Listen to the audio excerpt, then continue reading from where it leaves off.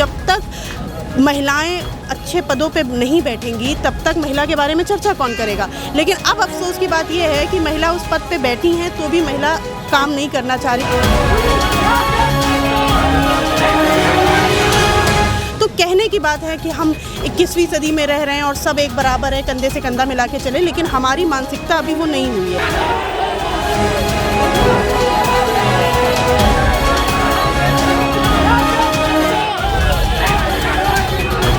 उनके ऊपर तो तमाम ऐसे धाराओं में मुकदमा दर्ज है कि उनका खुदा पहले अपना एनकाउंटर कर लेना चाहिए, जिस तरह से और SC OBC के एनकाउंटर करते चले आ रहे हैं।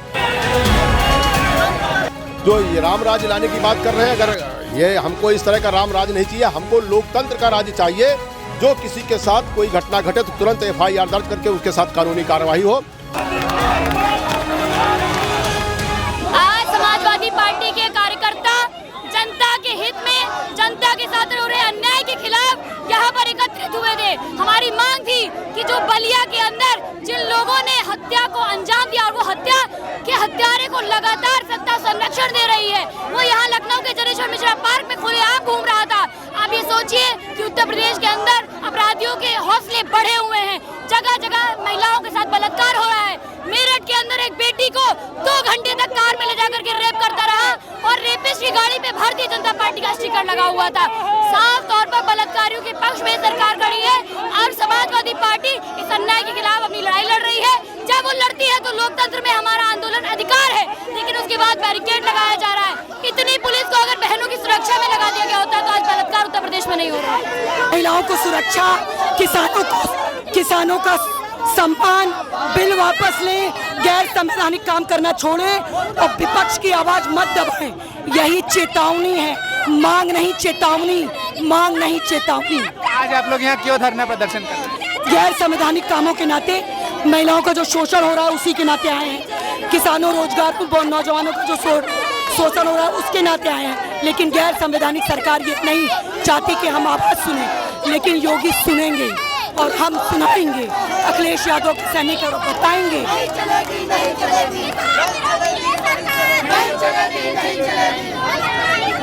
हम खड़े हैं समाजवादी पार्टी के कार्यालय के सामने और यहाँ पे काफ़ी सारे समाजवादी पार्टी के लोग जब कलेक्ट्रेट में ज्ञापन देने जा रहे थे तो भारी पुलिस बल ने उनको रोक लिया था। तो आइए नगर अध्यक्ष से बात करते हैं कि क्या मांगे थी आपकी। जी, आज राष्ट्रीय अध्यक्ष माननीय अखिलेश यादव जी के निर्देश पर पूरे उत्तर प्रदेश में राज्यपाल महोदया को ज्ञापन सौंपने का कार्यक्रम बनाया गया था। उसी के अंतर्गत लखनऊ में आज हम सारे लोग जिला कलेक्ट्रेट की ओर जा रहे थे। यहाँ पर भारी पुलिस बल ने हम लोगों को बलपूर्वक रोकने का काम किया और आज जिस तरीके से पूरे प्रदेश में कानून व्यवस्था ध्वस्त हो गई है, जिस तरीके आपने देखा बलिया में किस तरीके से SDM और पुलिस अधिकारियों के सामने हत्या कर दी जाती है और उस हत्यारे को जो मुलजिम है उसको भगाने का काम ये सरकारी अधिकारियों ने किया है। इन सारे मुद्दों को लेकर के हमने राज्यपाल महोदय को ज्ञापन दिया है और मांग की है कि ऐसी भ्रष्ट और जालिम सरकार जिसके द्वारा कोई भी कानून व्यवस्था सुधार नहीं की जा रही है, ऐसी सरकार को तत्काल बर्खास्त किया जाए। पुलिस की तानाशाही निरंतर बरकरार है। जो भी विपक्ष की आवाज़ दबाने का पूरा भरसक प्रयास करते हैं। हमारे कार्यालय बिल्कुल छावनी बना दिया है। आए दिन दो प्लाटून पेशी पुलिस समाजवादी कार्यालय पे हमेशा बनी रहती है। हम लोग जब भी 10-20 आदमी इकट्ठा होते हैं, भले अपने कार्यक्रम के उद्देश्य से इकट्ठा हो, लेकिन पुलिस लगातार विपक्षों पे अत्याचार कर रही है, मुकदमा लिख रही है, फर्जी तरीके से फंसा रही है। आम जनता की आवाज़ सुनने को कोई तैयार नहीं है। सबसे कमज़ोर मुख्यमंत्री हैं हिंदुस्तान के उत्तर, जबकि हमारा उत्तर प्रदेश सबसे बड़ा उत्तर प्रदेश है। अब आज जनता बहुत व्याकुल है। हत्याएं, बेरोजगारी, आज सरकार हर क्षेत्र में फेल है। मैं आपके माध्यम से ये कहना चाहता हूँ कि राज्यपाल महोदय को चाहिए तत्काल इन्हें हटाएं। है माननीय मुख्यमंत्री जी, जब 2022 में चुनाव होने वाला है तो एक साथ पूरे प्रदेश में 31,000 बेरोजगारों को कागजों फिर नौकरी देने का काम कर रहे हैं। बेरोजगारी इस चरम पे है कि लूट, डकैती, हत्या, बलात्कार चरम पे बढ़ रहा है और योगी जी को अपने मठ में बैठकर केवल चिलम पीने का काम करना है, प्रभावन पे केवल दिखाने के लिए दबाव बनाना है और पूरी जनता त्राही कर रही है। हम इस प्रदेश सरकार से मांग करते हैं कानून व्यवस्था में सुधार किया जाए और राष्ट्रपति और राज्यपाल महोदय चाहेंगे ऐसी सरकार को बर्खास्त करके राष्ट्रपति शासन लगाया जाए। ये सरकार दिखाना चाहती है कि गुंडों, बदमाशों और अत्याचार करने वाली सरकार है। गरीबों को दबाने का प्रयास किया जा रहा है। इनकी सरकार में हत्याओं, बलात्कार और डकैती डालने वाले लोग आज MP MLA बने बैठे हुए हैं और ये भारतीय जनता पार्टी उसके नेतृत्व के फल फूल रहे हैं। बीजेपी के लोग हर पल हर टाइम राम राज्य लाने की बात करते हैं, हिंदू राज्य घोषित करने की बात करते हैं। मैं सरकार से जानना चाहता हूं, क्या हिंदू राष्ट्र में इसी तरह होता था क्या कि एक निर्भया का जब बलात्कार हुआ तो पूरे भारत के लोगों ने मोमबत्ती अगरबत्ती जला करके उसके विरोध में प्रदर्शन किया, लेकिन जब उसी तरह का कांड एक मनीषा वाल्मीकि के साथ होता है तो उसको वाल्मीकि से शूद्र से जोड़ दिया रहते। वहीं पर कुछ लोग जो जातिवादी व्यवस्था के थे वो मनीषा के विरोध में या जो बलात्कारी थे उनके समर्थन में जो है धरना प्रदर्शन करना शुरू कर दिया। जो ये राम राज्य लाने की बात कर रहे हैं, अगर ये हमको इस तरह का राम राज्य नहीं चाहिए, हमको लोकतंत्र का राज्य चाहिए। जो किसी के साथ कोई घटना घटे तो तुरंत FIR दर्ज करके उसके साथ कानूनी कार्रवाई हो।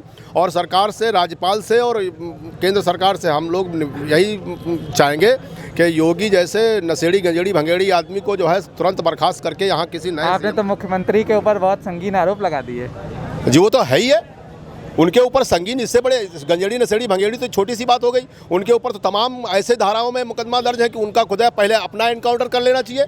जिस तरह से और SC OBC के इनकाउंटर करते चले आ रहे हैं, उससे पहले उनको अपनी पार्टी के गिरेबान में झांक कर देखना चाहिए। आज एक लिस्ट आई है व्हाट्सएप पे, कम से कम 48 लोगों के नाम है जिनके पास 30, 35, 28 मुकदमे चल रहे हैं। उनको पहले इनकाउंटर करना चाहिए। जो सांसद, विधायक बने हुए उनको पहले बाहर करना चाहिए। अच्छा, तो ये तो आप इनकाउंटर पे भी सवाल उठा रहे हैं। बिल्कुल, जब गलत है। आपका ये भी कहना है कि ये सरकार जो है SC ST OBC की विरोधी है?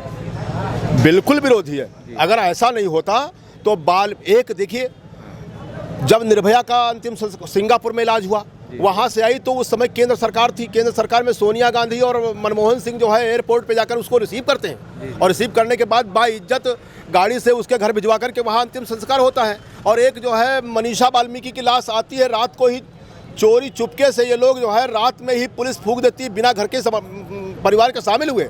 तो ये घोर अन्याय, सरासर अन्याय। इस तरह के राम राज्य को हम थूकते हैं? हमको राम राज्य नहीं चाहिए, हमको लोकतंत्र का राज्य चाहिए जिसमें हर किसी की बात सुनी जाए। लोकतंत्र में, संविधान में कम से कम किसी गरीब के साथ, किसी अमीर, किसी के साथ अन्याय होगा तो वो थाने में FIR दर्ज करवाएगा, कार्रवाई होगी। लेकिन यहाँ तो पंचायतें फैसला करने लगी। एक पक्ष का भी कोर्ट में सुनवाई नहीं हुई, दूसरे पक्ष के लोग, बलात्कारियों के पक्ष के लोग कह रहे हैं कि नहीं वो सब निर्दोष है, उसके भाई ने मार दिया। इस तरह योगी की सिर्फ नाटकबाजी चल रही है। उन्होंने पहले ही सरकार बनते ही कहा था कि जो नहीं सुधर रहा उसे ठोक दो, तो सुधर क्या यही वो पाल बिरादरी की जो अपने बच्चों को छोटे छोटे पाल करके अपना गुजारा कर रहा था, ऐसे लोगों को ठोकने का कहा था क्या?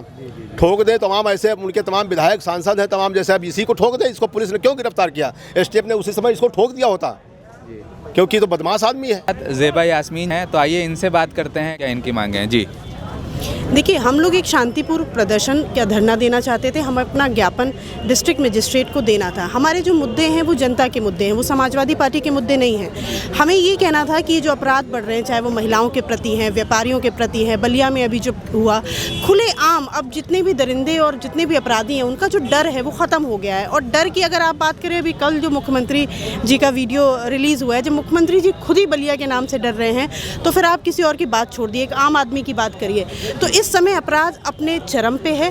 उसी चीज़ों को लेके हम अपना ज्ञापन डिस्ट्रिक्ट मजिस्ट्रेट को देना चाहते थे, लेकिन मॉर्निंग में ये इन्फॉर्मेशन पुलिस को मिली और उन्होंने इस तरीके से घेराबंदी कर दी, ऐसा लग रहा था कि जैसे हम कोई अपराध करने निकल रहे हैं। एक शांतिपूर्वक ज्ञापन देने में आप बताइए क्या हिंसा होती? कुछ भी नहीं, हमें अपनी बात रखनी थी। लेकिन ये पहली बार, इतिहास गवाह है, पहली सरकार ऐसी है योगी आदित्यनाथ जी की जिसमें धरना देना, प्रदर्शन करना, आवाज़ उठाना और ज्ञापन देने तक पे रोक हो गया है। तो इसके लिए हम बस इतना कहना चाहते हैं कि देखिए, आपकी जो दबाव है युवा पे, अभी आपने हाल ही में युवाओं पे लाठीचार्ज की, छात्राओं पे लाठीचार्ज कर रहे हैं, इससे क्या होगा ना, आवाज़ दबेगी नहीं, आवाज़ और बुलंद होगी। तो हमारा संदेश जो है वो जनता तक चला जाता है। आप कितना भी दबाव डालें उससे कोई फ़र्क नहीं पड़ता। जी, तो आप चूँकि आप एक फ़ीमेल हैं और जो आप समाजवादी पार्टी की जो फीमेल्स को रिप्रेजेंट करती हैं, साथ में आप एक अल्पसंख्यक वर्ग को भी रिप्रेजेंट करती हैं, थी, उनके मन में क्या, थोड़ा सा ये बताइएगा।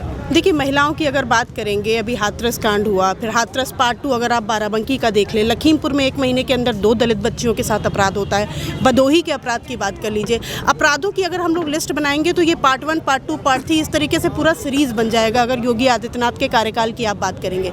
अगर आप NCRB का रिपोर्ट मांगते हैं तो 2019 में 7.3% अपराध महिलाओं के खिलाफ बढ़ चुके हैं। इसके बारे में कोई भी महिला मंत्री निकल के चर्चा नहीं करती। और अगर ये अपराधियों का मन इतना बढ़ रहा है, ये सिर्फ हमारे सरकार के फेलियर है, क्योंकि अगर सरकार संज्ञान में लेगी ये जो अपराध बढ़े हैं इसको संज्ञान के, आप स्वीकार नहीं करने को तैयार है। बीजेपी हर जगह अपना गुणगान कर रही है, अगर वो स्वीकार ही नहीं कर रही है कि अपराध बढ़ रहे हैं तो बच्चियाँ तो असुरक्षित हैं ही। आप बताइए, 11th क्लास के परसों बच्ची के साथ गैंग रेप हो रहा है, कार में चल के गैंग रेप हो रहा है। इस तरीके से अब बच्चियाँ पढ़ाई छोड़ देंगी। जिस तरीके से हम लोग विमेन एम्पावरमेंट, महिला सशक्तिकरण की बात करके ये सरकार आई थी, आप बताइए बच्चे अब पढ़ना नहीं चाह रहे, बच्चियाँ अपना पढ़ाई छोड़ के घर में बैठना चाहती हैं। तो सुरक्षा के नाम पे तो ज़ीरो है ये सरकार, और महिलाएं बहुत ही ज़्यादा असंतुष्ट हैं। अगर आप, मैं तो चलिए समाजवादी पार्टी से जुड़ी हूँ, अगर आप आम जनता से आप जाके रोड पे भी बात करेंगे तो महिलाएं सुरक्षित महसूस नहीं कर रही हैं। जहाँ तक अल्पसंख्यक है, देखिए माइनॉरिटी है, उसको माइनॉरिटी ही करके दबा के ये सरकार रखना चाहती है। आप बताइए क्या प्रमोट किया?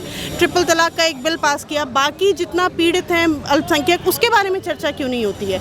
अभी कितने केसेस है बताइए आप, कितने केसेस हैं ट्रिपल तलाक के जो जिस पे इन्होंने कोई हल निकाला है? कुछ भी नहीं है। जो भी उन्होंने बिल भी पास किया उससे कोई भी हम कह रहे हैं सुविधा अल्पसंख्यक वर्ग को नहीं मिल रही है। जी, तो आपने बताया कि कुछ बीजेपी की महिलाएं मंत्री इसके ऊपर नहीं बोल रही हैं, तो हमारी जो प्रदेश की जो गवर्नर हैं वो भी एक महिला हैं, तो आपको क्या लगता है कि वो ये सब लोग क्यों नहीं आगे आ रहे हैं?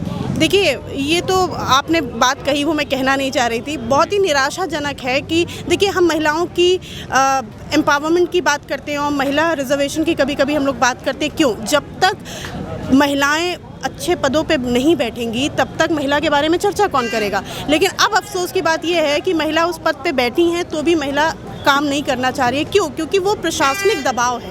कोई खुल के, अब जैसे महिला आयोग जो है यूपी का, आप बताइए वो क्यों नहीं चर्चा कर रहे हैं? वो हम आके बाहर बोल रहे हैं, वो क्यों नहीं बोल रहे? क्योंकि ऑब्वियस सी बात है, पार्टी का दबाव है उनके ऊपर। अगर वो बीजेपी के खिलाफ बोलेंगी तो उनको अगले दिन ही पदमुक्त कर दिया जाएगा। तो कहीं ना कहीं जो बीजेपी में महिला मंत्री हैं या जितने भी आयोग हैं, महिला आयोग हैं, उसकी जो अध्यक्ष हैं, उनके ऊपर कहीं ना कहीं बीजेपी का दबाव है कि वो पार्टी के खिलाफ इस समय बोल नहीं सकते, अदरवाइज उनके खिलाफ कार्रवाई हो जाएगी। 2022 के जो चुनाव हैं इनको लेकर और जो आगे आप लोग की क्या रणनीति रहेगी? देखिए, हम क्या चाहते हैं, हमारी क्या मंशा है, सरकार से अब हम कुछ नहीं चाहते, क्योंकि सरकार अगर 4 साल में कुछ नहीं कर पाई है तो आगे 1 साल में अब वो चुनाव पे ध्यान देगी, वो वैसे भी जन कल्याण में नहीं लगेगी। तो इनसे तो हम कुछ नहीं चाहते। हम चाहते हैं जनता से कि जनता अपनी आंखें खोले। हम सब पढ़े लिखे लोग हैं, हम सब जागरूक लोग हैं। इनफैक्ट महिलाएं, छात्र इस समय बहुत जागरूक हैं, सभी अपनी आवाज़ उठा रहे हैं। जनता से हमारा ये रिक्वेस्ट है कि वो अपना किसी भी बहकावे में ना आए, किसी भी फॉल्स कमिटमेंट में ना आए, हिंदू मुस्लिम के ऊपर वोट ना दें, वो सिर्फ विकास के ऊपर वोट दें, बेरोजगारी के ऊपर वोट दें, वो इन सब मुद्दों पे वोट दें, ना कि हिंदू मुस्लिम और इन सब चीज़ों पे वोट दें। जी, तो जैसे कि आपने हिंदू मुस्लिम की बात की या ध्रुवीकरण की बात की, तो जो ये ध्रुवीकरण की राजनीति, क्या लगता है कि आपको समाजवादी पार्टी इसमें नहीं कभी पड़ती है? समाजवादी पार्टी के लिए ये 2022 का मुद्दा नहीं होगा?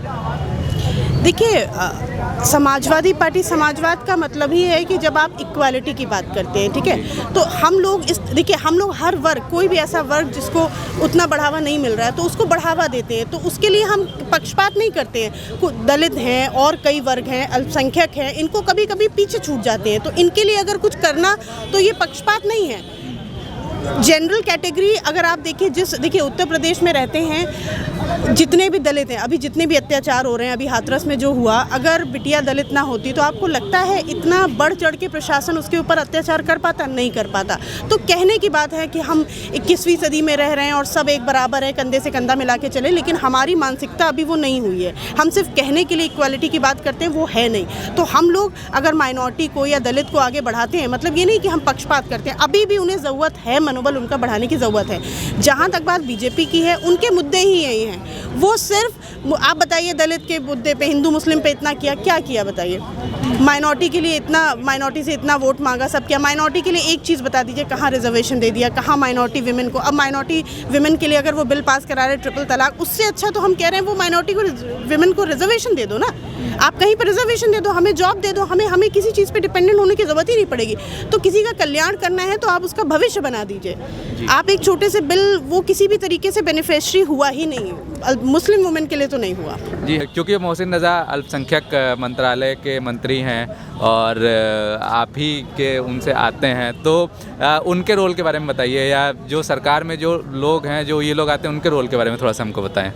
देखिए, वो है तो माइनॉरिटी, नो डाउट, लेकिन होता क्या है, जैसे अभी हमने कहा था महिला मंत्री हैं तो महिला, लेकिन बीजेपी के में जाने के बाद उनके ऊपर इतना दबाव है कि वो अपना महिला होने का जो कर्तव्य है वो नहीं निभा पा रहे। तो मोहसिन रज़ा की भी अगर बात करें, वो माइनॉरिटी है, लेकिन वो जिस पद पे उन्हें बैठा दिया गया है, उनको एज अ डमी बैठा दिया गया है माइनॉरिटी फेस के लिए, लेकिन वो अपना माइनॉरिटी होने का कर्तव्य वहाँ बैठ के नहीं निभा पा रहे, क्योंकि इस समय उनके जो सर पे है तलवार लटकी हुई है। वो अपनी बीजेपी सरकार के खिलाफ कुछ नहीं बोल सकते।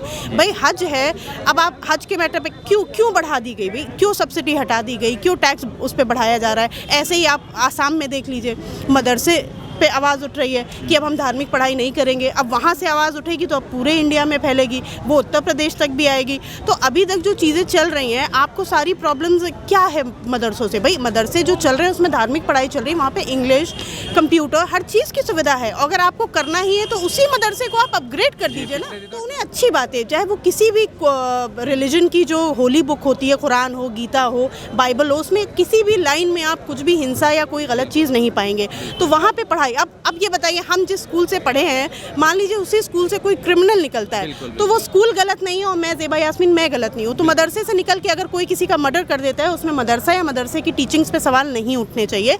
अब्दुल कलाम जी की आप बात करें, मैंने खुद कुरान शरीफ ख़त्म की है, आप बताइए मैंने ऐसी कौन सी गलत बात बोली है? हमारे स्कूल्स में, चाहे वो कॉन्वेंट एजुकेशन हो चाहे मदरसा हो, कहीं पे भी कोई गलत बात नहीं पढ़ाई जाती है। बाकी एक इंसान के मानसिकता में क्या चल रहा है, वो कल को बड़ा होकर मर्डरर बनता है, उसके माहौल में क्या है, उससे आप किसी इंस्टीट्यूशन को ब्लेम नहीं कर सकते। तो ये थी हमारे साथ ज़ेबा यास्मीन जी, जिन्होंने तमाम मुद्दों पर अपनी बेबाक राय रखी। कैमरा पर्सन शुभम के साथ में हर्षवर्धन, वॉक्सी टॉक्सी के लिए।